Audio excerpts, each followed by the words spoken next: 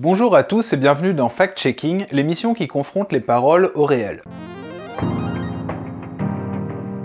Ceux qui s'opposent à la 5G, la nouvelle génération des réseaux mobiles, prônent-ils le modèle Amish et le retour à la lampe à huile? C'est ce que déclarait Emmanuel Macron lundi 14 septembre devant un parterre de start-upers en référence aux Amish, une communauté religieuse anabaptiste célèbre pour son refus de la technologie et ses carrioles à traction animale. La France va prendre le tournant de la 5G parce que c'est le tournant de l'innovation.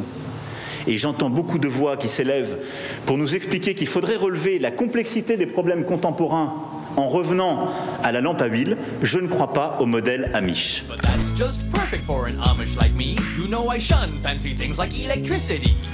Une sortie qui a suscité la polémique, perçue comme inutilement méprisante, alors que de nombreux Français s'inquiètent des répercussions potentielles du déploiement de cette technologie. Mais avec cette petite phrase, le président de la République souhaitait tourner en dérision la soixantaine d'élus, parmi lesquels Yannick Jadot ou encore Jean-Luc Mélenchon, signataires d'une tribune parue 2 jours plus tôt dans le journal du dimanche, demandant la suspension du déploiement de la 5G.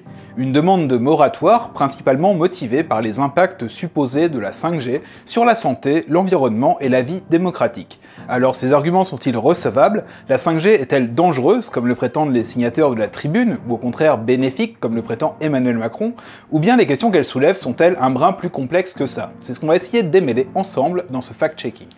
Alors pour commencer, la 5G, c'est quoi et comment ça marche? En gros, il s'agit de la nouvelle génération de standards en matière de téléphonie mobile. Par rapport à la 4G actuelle, elle se caractérise par des débits bien plus importants, des temps de latence plus faibles et une capacité bien supérieure à supporter des connexions simultanées.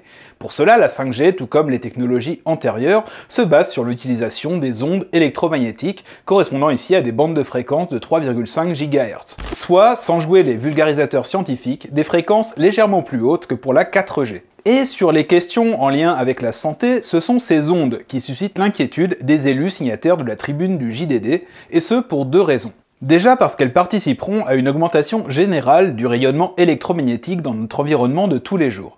Et deuxièmement, parce que les ondes 3,5 GHz produites par les antennes n'ont pas fait l'objet d'études spécifiques sur d'éventuels dangers particuliers, et ce principalement parce qu'elles n'étaient guère utilisées jusque-là. Pourtant, sur toutes ces questions, à en croire les scientifiques spécialistes des ondes, les risques pour la santé semblent limités. Déjà parce qu'aujourd'hui, les seuls effets sanitaires liés à l'exposition aux ondes électromagnétiques faisant l'objet d'un consensus scientifique sont les effets thermiques, soit pour faire simple, une élévation des températures liée au frottement entre molécules. Or, les seuils d'exposition aux ondes tolérés par les réglementations européennes, qui resteront les mêmes si la 5G est déployée, sont aujourd'hui 50 fois inférieurs aux seuils qu'il faudrait atteindre pour produire de tels effets. Et le respect de ces normes fait l'objet de contrôles réguliers par l'ANFR, l'Agence nationale des fréquences, qui a toujours constaté un niveau réel d'exposition du public encore très inférieur aux seuils autorisés.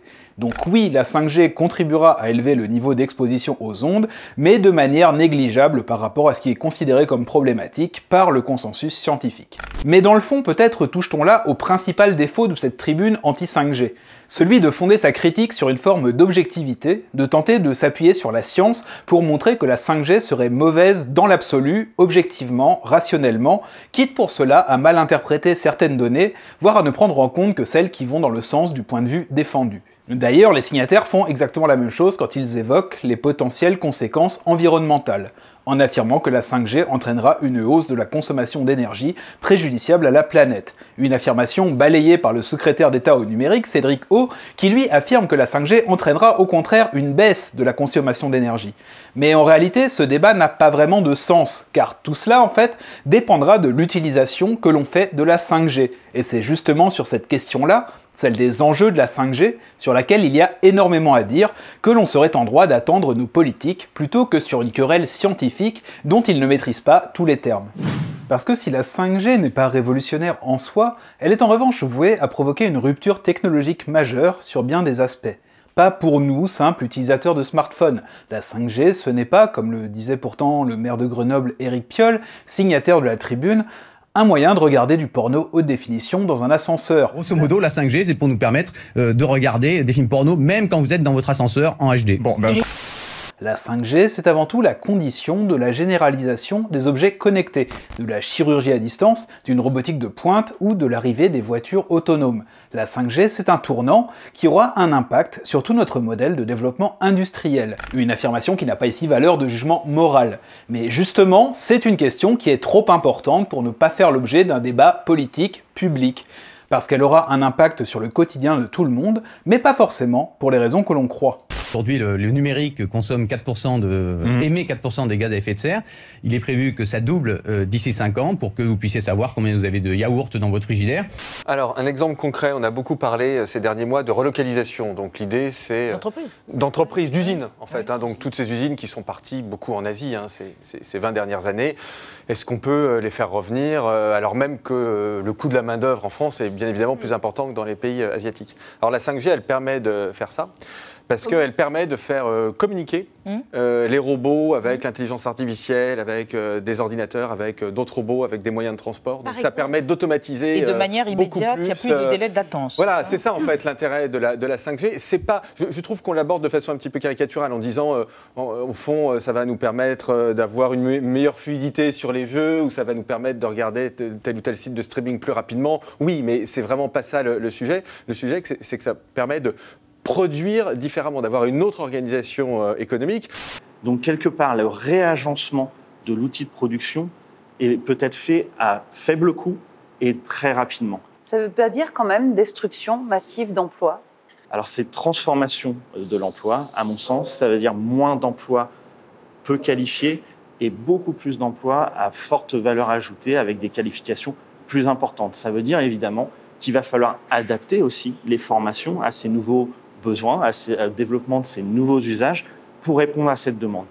La priorité pour moi, c'est est-ce qu'on doit passer à une nouvelle techno qui va consommer encore plus d'énergie, qu'on connecte notre grille-pain, notre frigidaire, ou est-ce qu'il faut donner Internet à toutes et tous?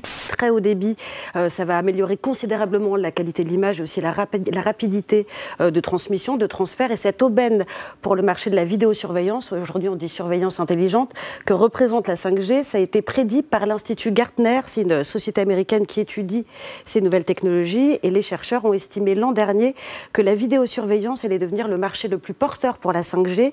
Concrètement, ces caméras de vidéoprotection, elles pourraient représenter 70% de tous les objets connectés dont vous parliez qui exploitent la 5G dans le monde dans les 3 prochaines années, ce qui permettrait, en tout cas selon les promoteurs de la 5G, de réduire la délinquance urbaine, de mieux protéger les citoyens dans l'espace public, de détecter davantage les anomalies. Encore faut-il s'entendre sur ce qu'est une anomalie. Alors ça, c'est encore un sujet qui est relativement tabou.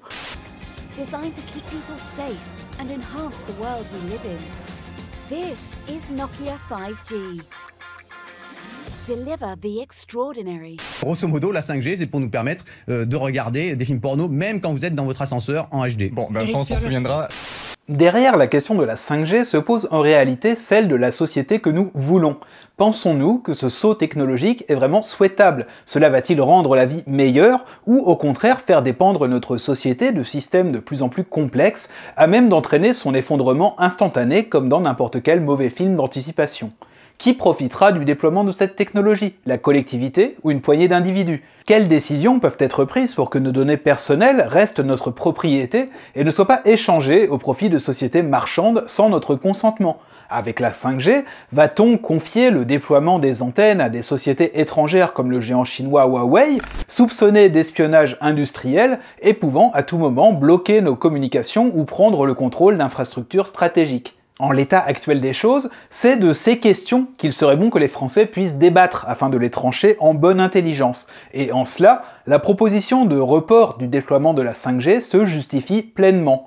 Malheureusement, ceux qui appellent justement au débat démocratique sont également ceux qui contribuent à rendre ce débat impossible en le réduisant à un affrontement de vérités scientifiques mal comprises et à l'exploitation des peurs légitimes de nos concitoyens. Au même titre que ceux qui, en face, traitent ces peurs avec mépris et ce faisant dressent une partie de la population contre une autre. Oui, sur la 5G, comme sur bien d'autres sujets, un débat démocratique est nécessaire. Mais clairement, ceux qui, dans la majorité comme dans l'opposition, prétendent aujourd'hui faire vivre ce débat et représenter cette démocratie, donnent en réalité un bien piètre exemple aux citoyens que nous sommes. Voilà, fact-checking, c'est tout pour aujourd'hui. Si cette vidéo vous a semblé intéressante et vous a aidé à prendre un peu de recul sur le débat qui entoure la 5G et sur la manière dont ce débat est orienté par les politiques de tous bords, n'hésitez pas à la partager autour de vous. En n'oubliant pas une chose, c'est qu'en politique, il n'y a pas une vérité objective. Il y a des points de vue différents sur les choix à faire pour rendre la société meilleure.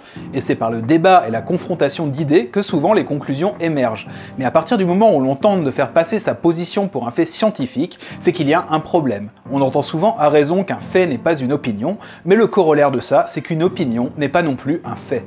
On remercie très chaleureusement tous les tipeurs qui nous ont permis de réaliser cette vidéo en finançant notre travail. Vous le savez, fact-checking, comme l'ensemble de la chaîne Le Fil d'Actu, est financé uniquement grâce à vos dons.